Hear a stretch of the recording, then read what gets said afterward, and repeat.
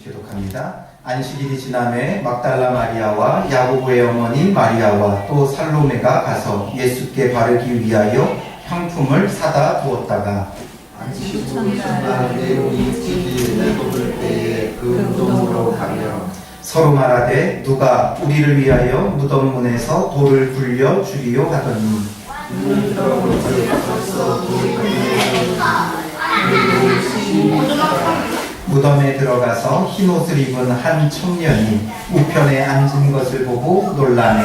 청년이 이르되 놀라지 말라. 너희가 십자가에 못 박히신 나사렛 예수를 찾는구나.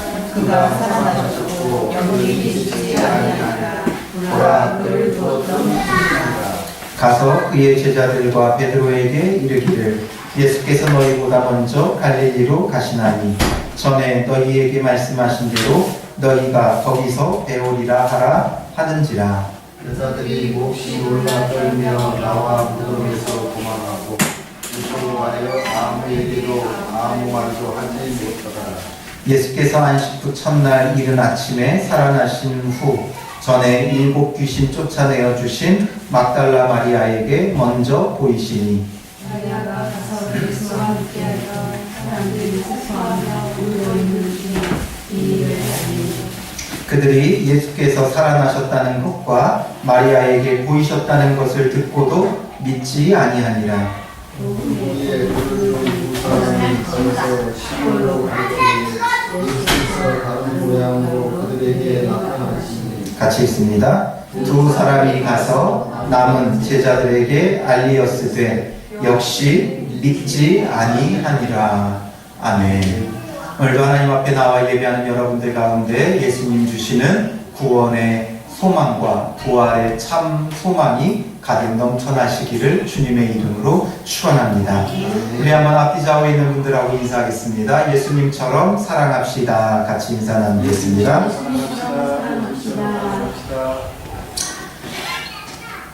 아이들에게 수학을 가르치다 보면 이 아이들이 이제 구구단을 배우게 됩니다. 그러면 그 구구단을 외우는 게 처음에는 너무 어렵고 힘들죠. 그런데 이제 구구단을 다 외우고 나면 곱셈과 나눗셈 얼마든지 할 수 있습니다. 그 자릿수가 몇 자리가 되든 10자리가 되든 15자리가 되든 그것을 시간만 주면 아이들은 구구단을 이용해서 곱셈을 할 수 있고 나눗셈을 할 수 있습니다. 그래서 이 아이들이 그 곱셈 나눗셈 문제를 내주면 아주 잘 풀죠. 그리고 이제 그게 쉬워지면 아이들이 자신감이 붙고 재밌어하고 좋아합니다.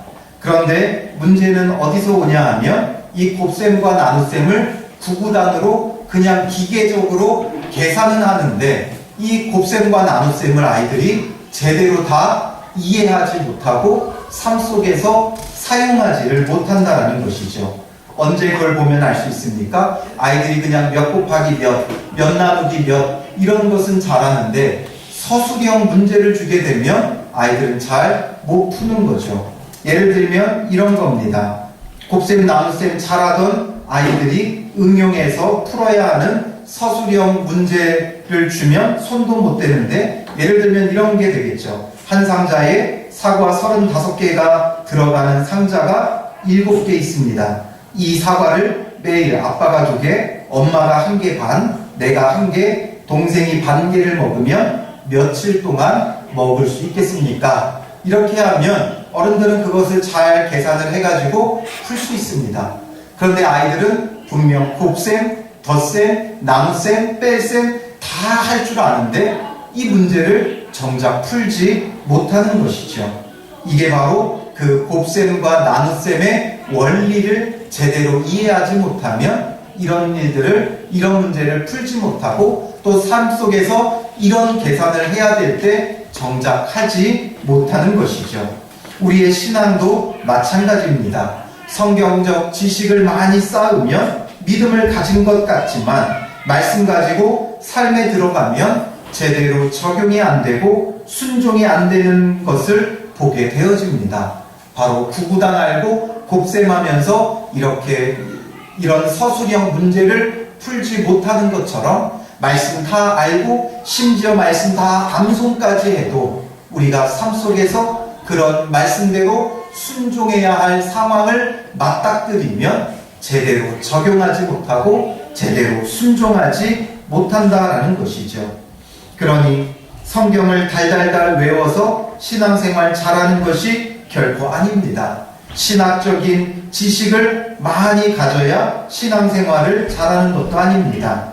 그러면 어려서부터 부모의 품에서 성경을 달달달 외우며 자라는 유대인들이 신앙생활을 잘해야 하는 거죠.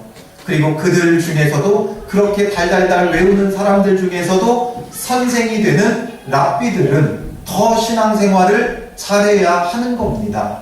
그들의 모습에는 하나님의 거룩함이 있어야 되고 예수 그리스도의 거룩함이 있어야 되고 또 예수님이 이 땅에 오셨을 때 구약에서 말씀하시던 메시아가 그리스도가 이분이구나라는 것을 명확히 알 수 있었어야 한다는 것이죠. 그러나 그들은 예수 그리스도를 거부해버렸습니다.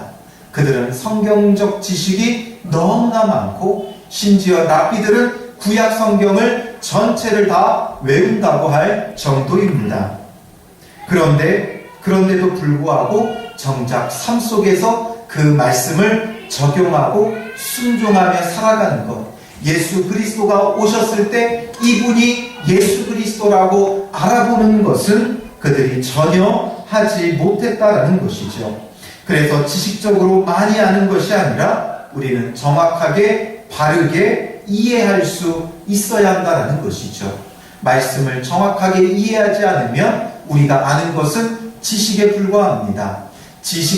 지식적인 아는 것과 예수 그리스도를 온전히 믿는 것은 차원이 다른 문제입니다.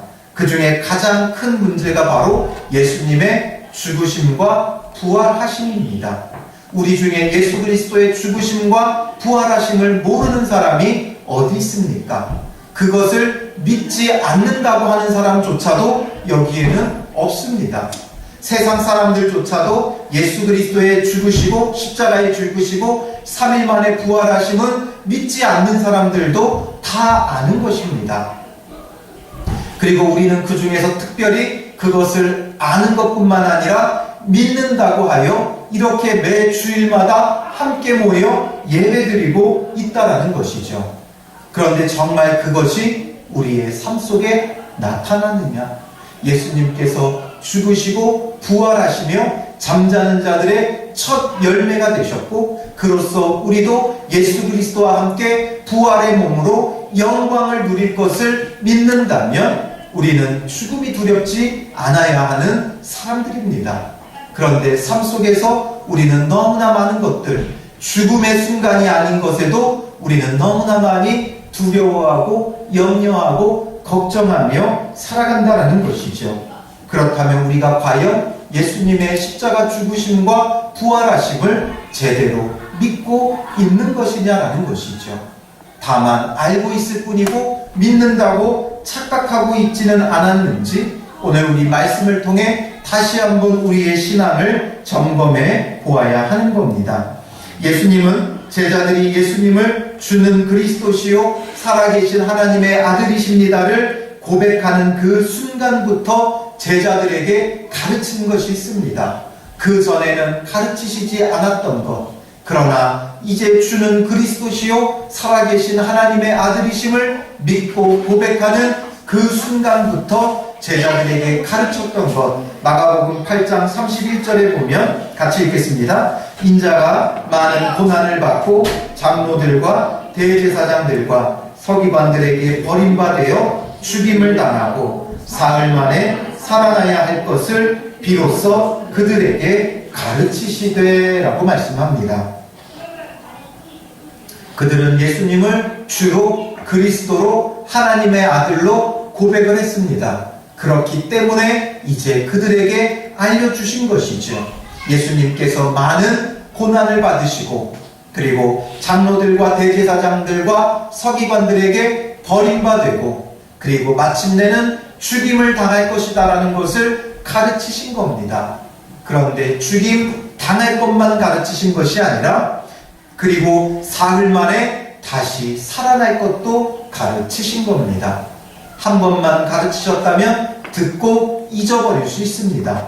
그러나 마가복음 9장 31절에 가면 31절 32절에 가면 다시 예수님이 가르치십니다. 같이 읽겠습니다. 이는 제자들을 가르치시며 또 인자가 사람들의 손에 넘겨져 죽임을 당하고 죽은 지 3일 만에 살아나리라는 것을 말씀하셨기 때문이더라.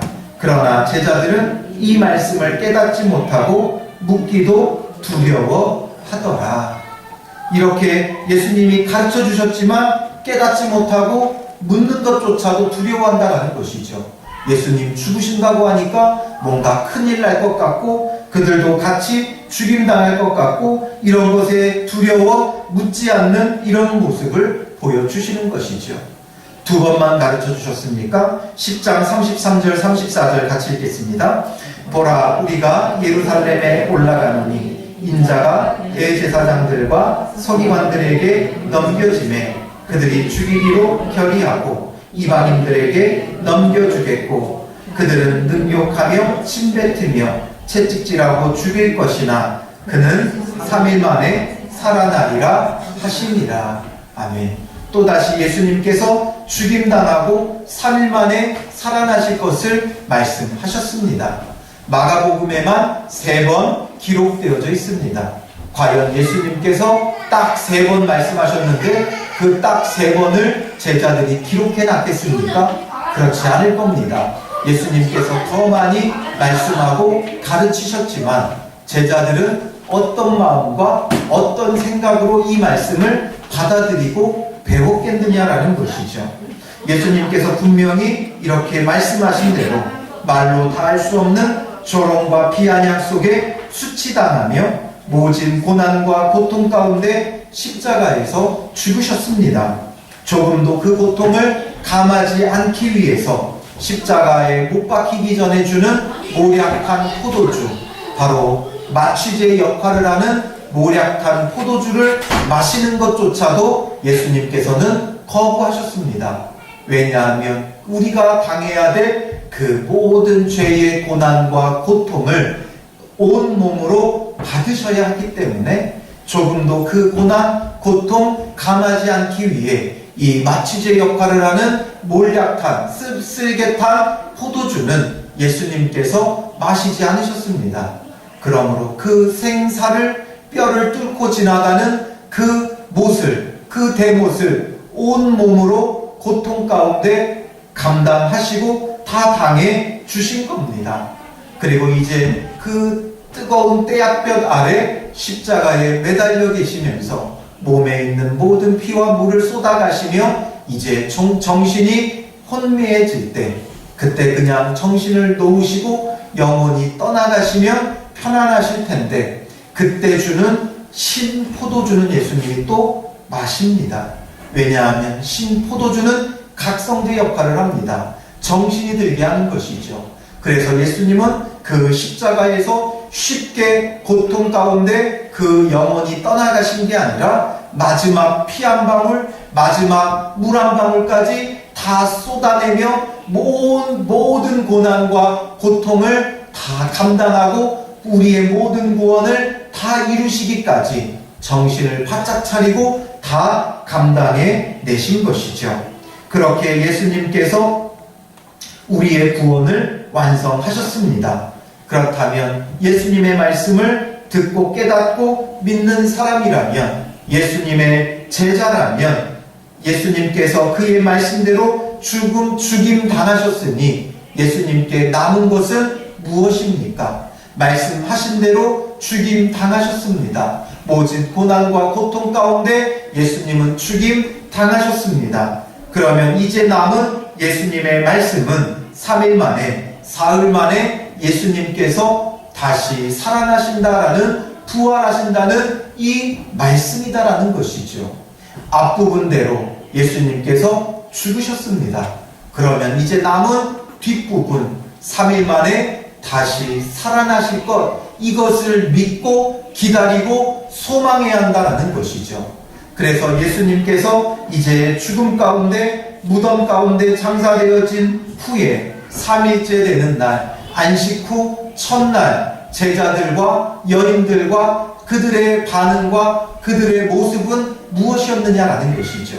소망 가운데, 이제 우리 주님 다시 살아나셨구나. 그 소망 가운데 무덤을 찾은 자는 아무도 없었다라는 것이죠. 소망 가운데 기뻐하고 즐거워하던 자들이 없었다라는 것이죠. 어떤 반응이었습니까? 오늘 본문의 1절, 2절 말씀 같이 읽겠습니다. 안식일이 지남에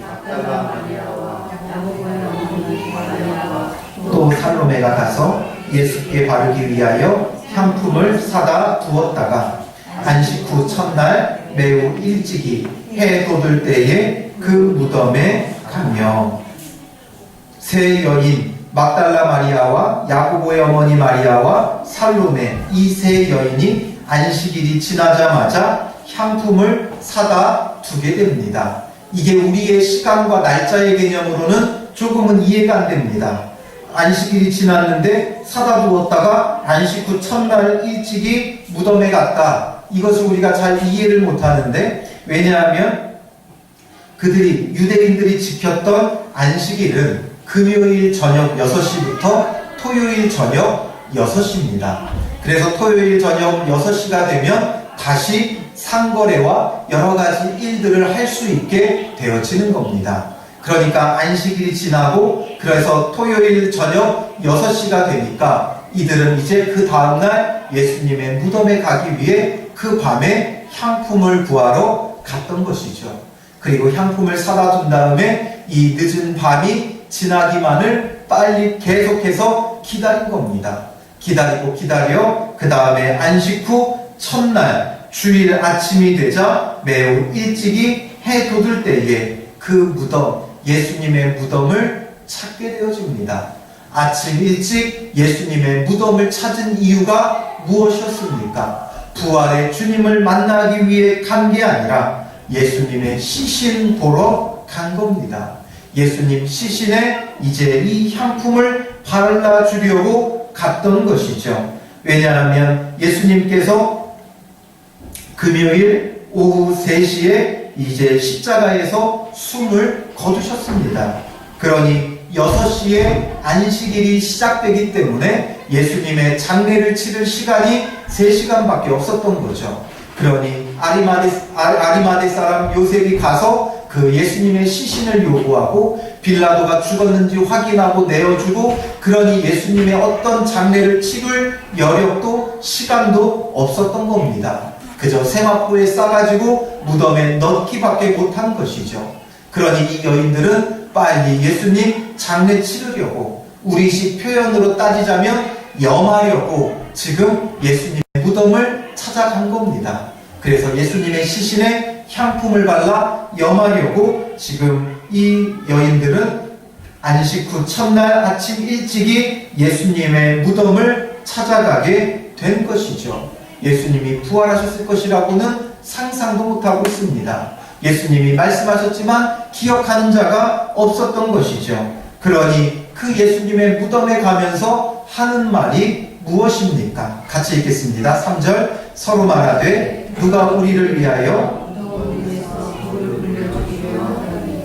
예수님이 부활하셨다는 것을 상상도 못하니까 걱정하는 게 무엇입니까? 누가 우리를 위해 무덤 문에서 돌을 굴려 주리요 라고 하고 있는 겁니다. 무덤을 큰 돌로 막았기 때문에 그 돌을 옮겨야 예수님의 시신을 염하러 들어갈 텐데 어찌하냐 하는 것이 이들의 걱정입니다. 정말 쓸데없는 걱정하고 있지 않습니까? 예수님 부활하셨는데 예수님 시신을 찾기 위해 그 돌을 옮겨야 된다는 염려와 걱정 속에 예수님의 무덤을 찾아가고 있다는 것이죠. 나를 위해 십자가에 죽으시고 다시 사신 예수님을 찾으려고 가는 것이 아니라 예수님의 시신 만나러 가려는 완전히 죽은 믿음을 보여주는 겁니다. 오늘 우리의 믿음이 이럴 때가 있습니다. 바로 예수님께서 행하시는 일들, 하나님께서 우리에게 행하시는 일들 우리가 다 이해하지 못하고 제대로 알지 못하고 믿지 못하면 우리의 삶에 벌어지는 일들 하나하나마다 우리는 이렇게 쓸데없는 걱정과 근심을 하기 마련인 것이죠. 이런 걱정을 하고 갔는데 어떤 일이 벌어집니까? 예수님은 이미 부활하셨고 무덤 입구를 막았던 큰 돌은 이미 옮겨져 버렸습니다. 4절 말씀 같이 읽겠습니다. 눈을 들어 본즉 벌써 돌이 굴려져 있는데 그 돌이 심히 크더라. 이미 돌은 굴려져 있는 겁니다. 예수님께서 부활하셨기에 부활하신 예수님이 더 이상 그 무덤에 있지 않은 것이죠. 그래서 5절 그들은 그 무덤에 들어가서 누구를 만납니까? 흰 옷을 입은 한 청년이 우편에 앉은 것을 보고 놀라게 됩니다. 흰 옷 입은 한 청년은 천사를 말하는 것이겠죠. 그 천사가 그 여인들에게 말합니다. 6절 7절 같이 있습니다. 청년이 이르되 놀라지 말라. 너희가 십자가에 못 박히신 나사렛 예수를 찾는구나. 그가 살아나셨고 여기 계시지 아니하니라. 보라 그를 두었던 곳이니라. 가서 그의 제자들과 베드로에게 이르기를 예수께서 너희보다 먼저 갈릴리로 가시나니 전에 너희에게 말씀하신 대로 너희가 거기서 배우리라 하라 하는지라. 아멘. 예수님의 부활하심을 그들에게 알려주고 그리고 이제 제자들과 베드로에게 가서 예수님께서 먼저 갈릴리로 가시니까 너희들에게 말씀하셨던 대로 약속하셨던 대로 갈릴리로 먼저 가셨으니 너희도 그곳에 가서 예수님을 만나라고 전하라는 것이죠. 예수님께서 살아나시고 빈 무덤을 본 이 여인들의 반응은 무엇입니까? 과연 예수님이 살아나셨구나 이런 반응이 이들에게 나타납니까? 그렇지 않죠. 8절 말씀 같이 봅니다. 여자들이 몹시 놀라 떨며 나와 무덤에서 도망하고 무서워하여 아무에게 아무 말도 하지 못하더라. 예수님께서 다시 살아나셨습니다. 그럼 기쁨이 있어야 되고 즐거움이 있어야 되고 가서 선포하고 전하고 증거해야 됩니다. 그런데 이 여인들은 몹시 놀라 떨며 나와 무덤에서 도망하고 무서워하고 아무에게 아무 말도 하지 못했다라는 것이죠. 이들은 그저 무서워만 하는 겁니다. 예수님이 부활하셨다는 것을 여전히 이들의 마음에는 믿음으로 자리 잡지 못한 것이죠. 그래서 요한복음 20장 2절에 보면 이 여인들의 반응을 이렇게 기록합니다. 시몬 베드로와 예수께서 사랑하시던 그 다른 제자에게 달려가서 말하되 사람들이 주님을 무덤에서 가져다가 어디 두었는지 우리가 알지 못하겠다라고 전하는 것이죠. 예수님이 부활하셨고 무덤이 비어있다 이렇게 전하는 것이 아니라 사람들이 무덤에서 주님을 가져다가 어디 두었는지 우리가 모른다. 예수님 시체 누군가 훔쳐갔다. 이런 말을 하고 있는 겁니다. 분명 부활의 현장인 빈 무덤을 보았습니다. 그리고 천사들의 말을 들었습니다. 그래도 이들은 믿지 못하는 것이죠. 그러니 예수님께서 이제 어떻게 하십니까? 9절 말씀 같이 보겠습니다. 예수께서 안식 후 첫날 이른 아침에 살아나신 후 전에 7 귀신을 쫓아내어 주신 막달라 마리아에게 먼저 보이시니 빈 무덤을 보여줘도 안 되니 이제 예수님께서 직접 막달라 마리아를 찾아가셔서 예수님께서 부활하셨다는 것을 보여주시고 만나 주시는 겁니다. 그래서 이 마리아는 이제 부활의 주님을 만나는 첫 번째 목격자요 증언자가 되어진 겁니다.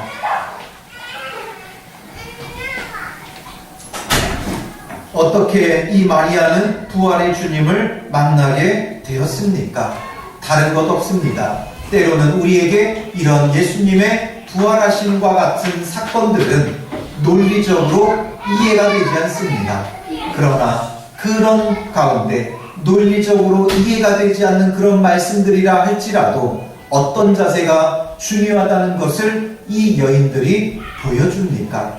바로 예수님을 향한 사랑입니다. 제자들은 다 예수님을 버리고 도망했습니다. 그런데 이 세 여인은 바로 예수님의 십자가의 그 현장에도 함께 했던 자들입니다.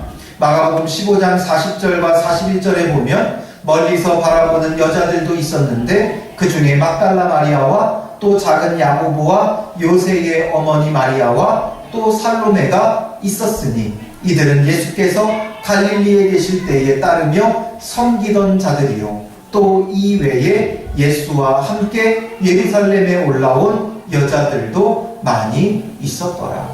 예수님의 그 십자가 현장을 지키던 자들은 바로 이 여인들이었습니다. 비록 예수님의 말씀을 제대로 다 알지 못하고 믿지 못하더라도 사랑의 마음으로 예수님과 끝까지 함께한 이 여인들이었기 때문에 그래서 비록 예수님의 그 부활의 말씀을 제대로 믿지 못하고 예수님의 시신을 찾아 무덤을 갔던 자들이지만 그래도 예수님을 사랑하는 그 마음이 있으니 함께하고 찾고 또 찾으니까 결국 막달라 마리아는 부활하신 예수님을 처음으로 만난 사람이 되어집니다. 그래서 이 막달라 마리아는 예수님의 부활하심을 전하고 증거하죠. 10절 말씀 같이 보겠습니다. 마리아가 가서 예수와 함께하던 사람들이 슬퍼하며 울고 있는 중에 이 일을 알림해 바로 제자들에게 알린 겁니다. 예수님 부활하셨는데 예수님 약속하신 대로 부활하셨는데 뭐하고 있었습니까? 제자들 슬퍼하며 울고 있는 중에 이들은 슬퍼하며 울고 있었던 겁니다. 예수님의 부활을 제대로 알지 못하고 믿지 못한 것이죠. 그래서 이 일을 알렸습니다. 예수님의 부활하심을 알린 거죠. 빈 무덤과 또 다시 살아나신 예수님을 만난 것을 이 제자들에게 알렸습니다. 그러면 제자들은 어떻게 해야 됩니까? 그것에 대한 믿음이 있고 기쁨이 있고 부활하신 주님을 만나러 빨리 갈릴리로 가야 한다는 것이죠. 반응은 11절에 어떻게 나타나고 있습니까? 같이 있습니다. 그들은 예수께서 살아나셨다는 것과 마리아에게 보이셨다는 것을 듣고도 믿지 아니하니라. 듣고도 믿지 아니하니라. 들어도 믿지 않는 겁니다. 이게 바로 제자들의 모습인 거죠. 그래서 듣고도 믿지 않으니까 어떤 사람들도 나타나게 됩니까? 12절에 보면 이제 고향으로 떠나는 두 제자도 있는 겁니다. 예수님 부활하셨다는 소식 들었으면 그 부활의 주님 만나러 가야 하는 거죠. 그런데 지금 이들은 뭐라고 생각한 겁니까? 이 여인들이 제정신이 아니구나. 예수님을 그렇게 사랑하며 따르더니 그 충격이 지금 너무 커서 제정신이 아니구나. 이 생각했던 겁니다. 그래서 두 명의 제자는 고향으로 떠나버립니다. 이제는 모든 게 끝났다. 아무 소용없다. 그래서 자기가 원래 하던 일들로 농사나 지으러 가야겠다. 물고기 잡으러 가야 되겠다. 자기의 고향으로 떠나버린 겁니다. 그때 예수님이 그 두 제자를 만나주십니다. 12절 말씀 같이 읽겠습니다. 그 후에 그들 중 두 사람이 걸어서 시골로 갈 때에 예수께서 그들이 시골로 고향으로 떠나갈 때 예수님께서 그들을 찾아가 만나 주신 겁니다. 그래서 예수님의 부활의 사실을 그들에게 알려주는 거죠. 그러니 이 두 사람이 이제 돌아가서 남은 제자들에게 예수님의 부활의 소식을 알리게 되어집니다. 그 부활의 소식을 이제 두 명의 제자가 알리게 됩니다. 그런데 여기서 우리가 생각해야 될 것, 여인들의 증언은 당시에 신빙성이 없었습니다. 증인으로 채택되지가 않는 게 여인들의 증언입니다. 그러니까 제자들이 그동안 이 여인들이 빈 무덤을 본 것, 다시 살아나신 예수님을 만난 것, 이것에 대하여 믿지 않은 겁니다. 법정에서도 인정받지 못합니다. 증거로 채택되지가 않는다라는 것이죠. 그러나 이제는 상황이 다르죠. 자기들과 함께 있었던 제자 중에 두 사람, 이 두 사람의 증언은 이제 거짓이 아닙니다. 한 사람의 증언은 신빙성이 없습니다. 그러나 두세 사람의 증언은 사실로 받아들여지는 게 그 시대의 법이었습니다. 그러니 두 제자가 부활하신 주님을 직접 만났고 그리고 이제 돌아와서 제자들에게 증언하는 겁니다. 그러면 이것은 이제 사실로 받아들여져야 하는 것이죠. 그러나 반응이 무엇입니까? 13절 같이 읽겠습니다. 두 사람이 가서 남은 제자들에게 알리었으되 역시 참 제자들의 모습을 보면 어찌 이렇게 믿지 못할까 싶습니다. 11절에 보면 듣고도 믿지 아니하니라. 13절에는 역시 믿지 아니하니라.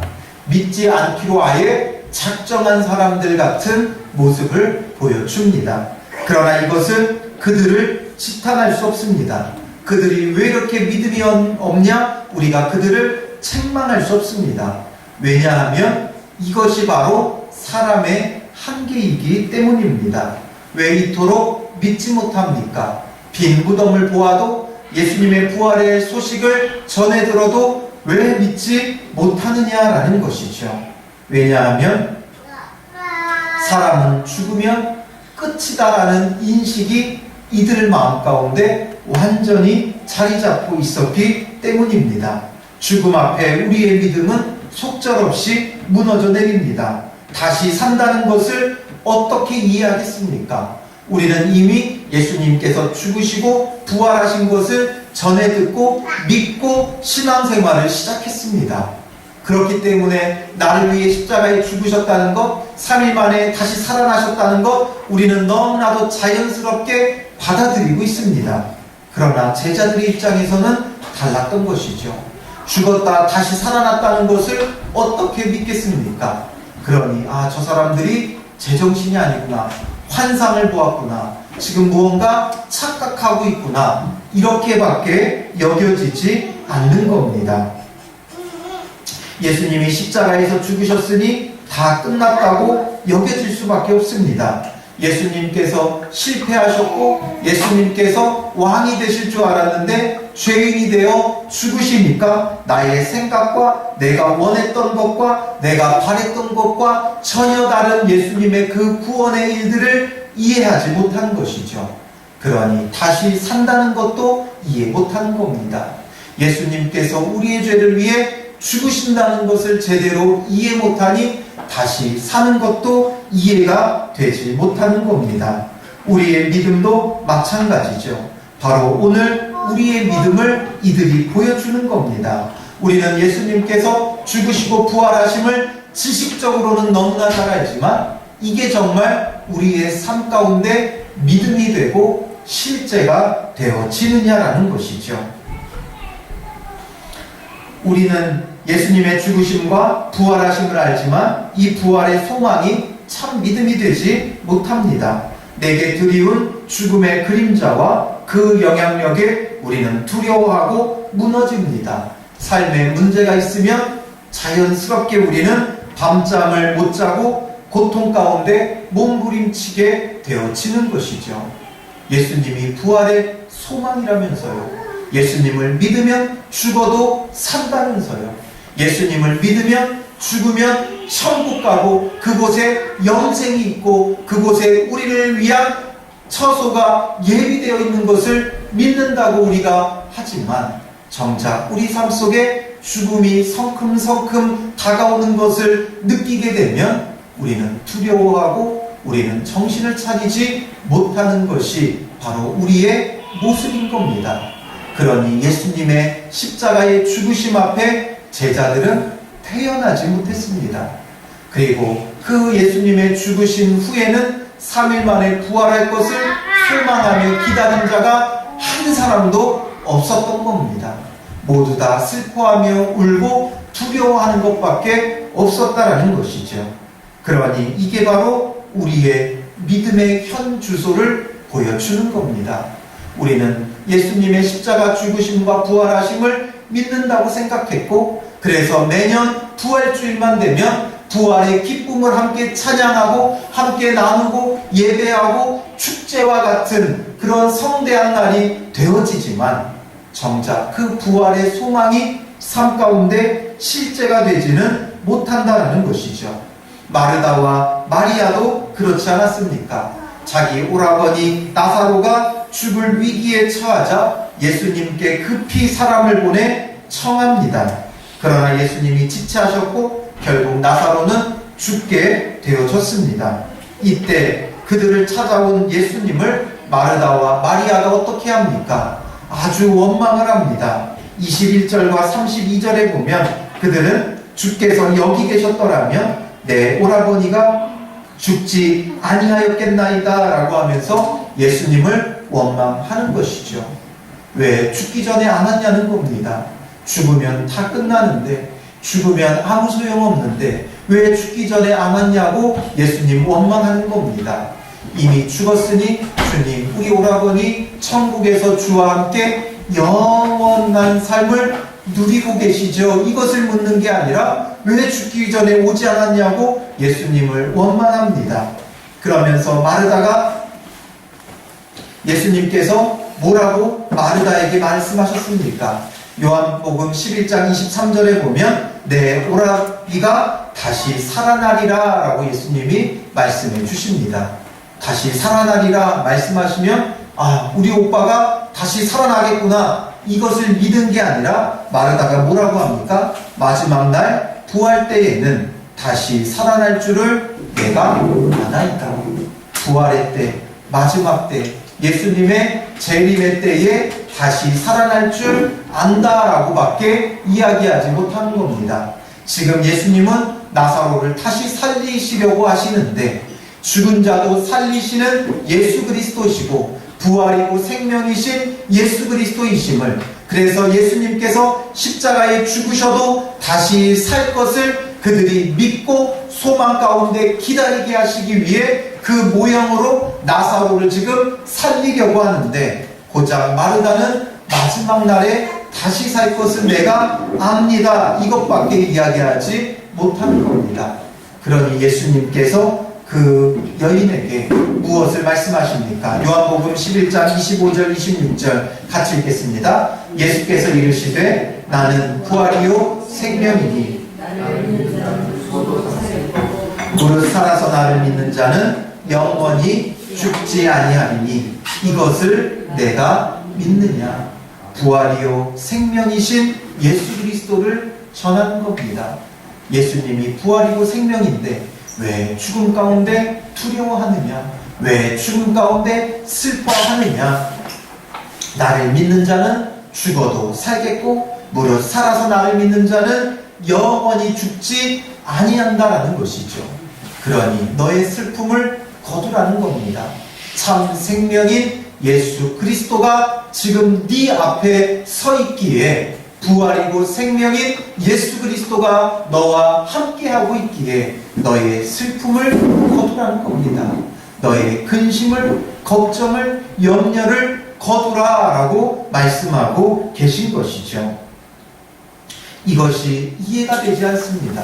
그러나 예수님은 이렇게 하신 후에 나사로의 무덤에 가서 나사로야 나오너라 말씀하시니 나사로가 그 천을 두른 채로 그대로 일어나 나오는 놀라운 역사를 보여주시는 것이죠.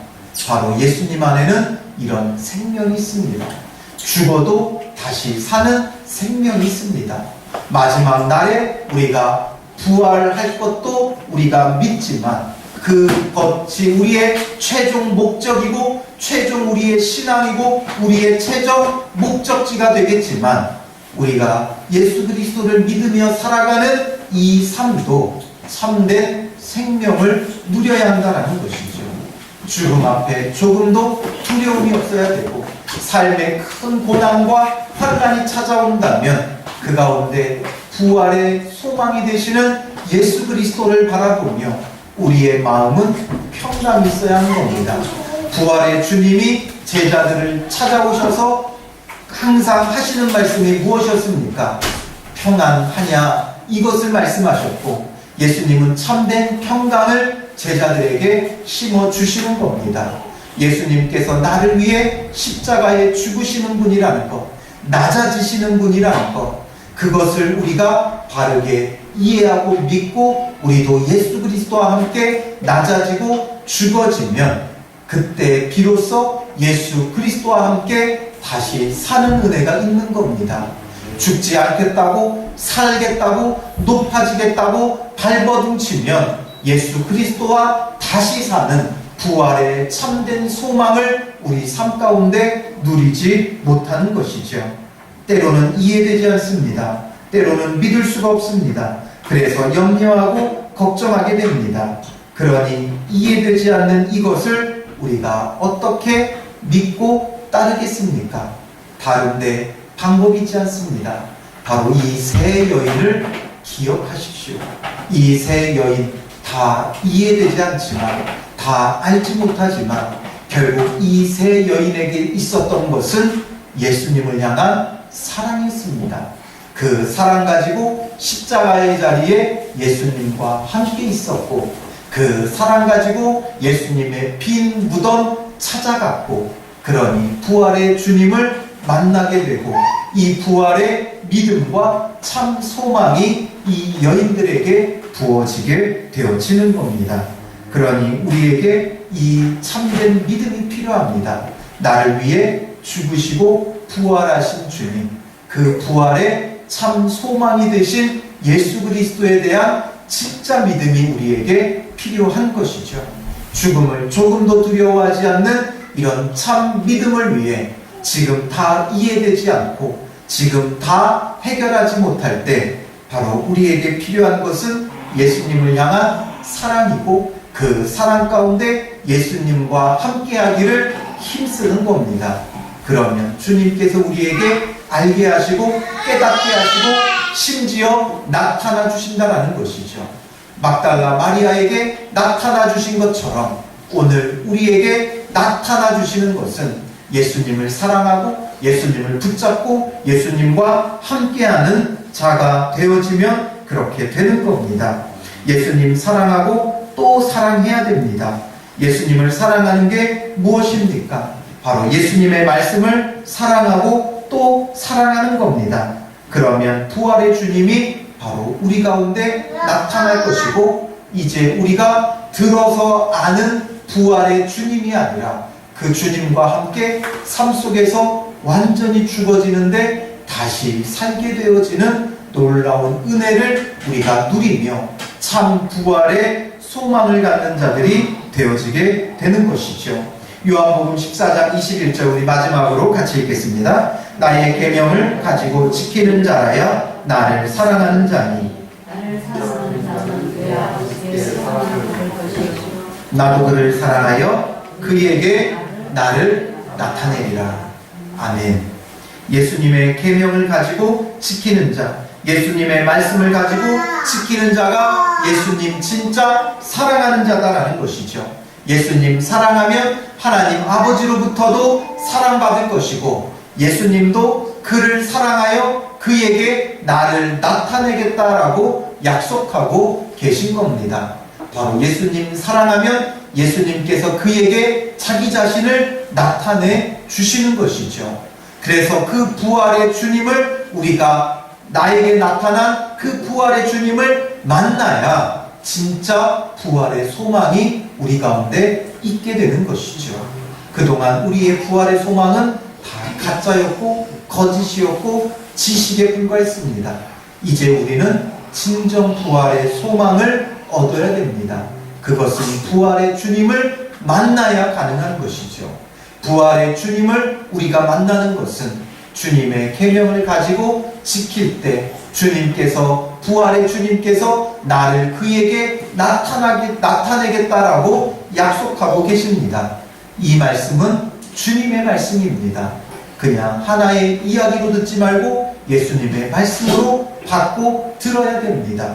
주님의 약속이 이러하니 이 약속대로 되어지는 겁니다. 우리는 이제 예수님 사랑해야 됩니다. 진정 우리의 온 마음, 온 영혼, 우리의 모든 시간, 모든 생명, 모든 것을 다해 예수님께 쏟아부어야 됩니다. 옥합을 깨뜨려 향유를 예수님께 부은 여인처럼, 또한 십자가에 죽으시는 예수님을 위해 그 자리에 함께 거하는 자, 예수님이 죽으셨으면 예수님을 위해 향품을 준비하는 자, 사랑으로 예수님을 찾고 예수님과 함께하니 예수님께서 그 여인들에게 자기 자신을 나타내 보여주셨듯, 오늘 우리가 힘써 주를 사랑하면 부활의 주님이 내 삶에 나타나는 은혜를 누릴 것이고, 그 은혜를 통해 부활의 참 소망, 죽음을 이기는 믿음을 여러분들이 소유하시기를 주님의 이름으로 축원합니다. 기도하겠습니다. 살아계신 아버지 하나님, 주님의 은혜에 감사합니다.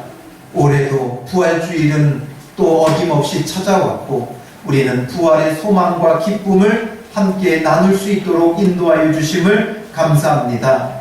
그러나 우리가 얼마나 부활의 주님을 믿지 못하는지 이 여인들과 제자들의 모습을 통해 다시 한번 깨닫게 됩니다.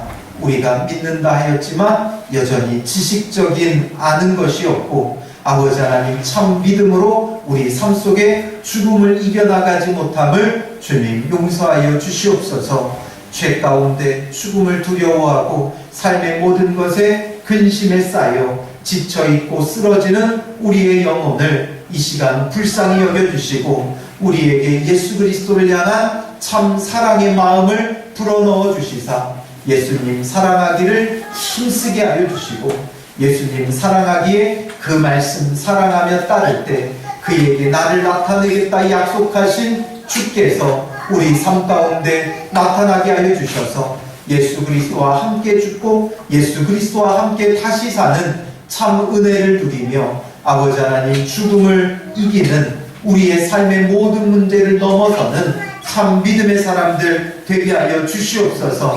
아는 차원에 머무르는 자들 되지 말게 하시고 믿음의 차원에 나아가게 하여 주셔서 주님의 말씀을 삶 속에 실제적으로 누리며 예수 그리스도로부터 오는 참된 평안과 평강을 누리는 믿음의 사람들이 되게 하여 주시옵소서. 주님, 이 시간 주님 앞에 감사의 마음을 담아 귀한 예물 주께 드립니다. 부활절 감사헌금 주님 앞에 드리오니 하나님 기쁘게 받아주시고 부활의 소망이 지식에서 참된 믿음으로 갖게 하여 주시고 예수 그리스도를 사랑하는 그 마음을 주께서 받아주셔서 예수 그리스도가 그 삶에 나타나는 믿음의 사람들이 되게 하여 주시옵소서. 주일헌금 주님 앞에 구별하여 드립니다. 우리의 부활의 첫 열매가 되시며 안식 후 첫날 우리를 위해 부활의 소망을 주신 주님, 그것을 기억하고 기념하며 주의 날을 섬기는 사랑하는 성도들을 기억하여 주시고 주일헌금을 드린 그 손길이 복되게 하여 주셔서 날마다 부활의 소망을 누리며 날마다 주의 날을 누리는 복된 믿음의 사람들 되게 하여 주시옵소서. 열의 하나 마땅히 주님의 것으로 알고 구별하여 드립니다. 열의 하나를 드리나 그 모든 삶을 주께 드리는 것이오니 주께 열의 아홉을 받아 누릴 때 조금도 부족함이 없는 복된 은혜의 삶이 될 수 있도록 인도하여 주시옵소서. 이 시간 예배를 위하여 수고하고 헌신하는 많은 손길들 있습니다. 주방봉사로, 안내로, 청소로, 반주로 여러 가지 모양 보이지 않게 수고하고 애쓰는 손길들 기억하여 주시고 그 수고의 헌신이 천국에서 해같이 빛나는 복된 믿음의 사람들이 되게 하여 주시옵소서. 모든 것 주께 감사하며 예수님의 이름으로 기도합니다. 아멘.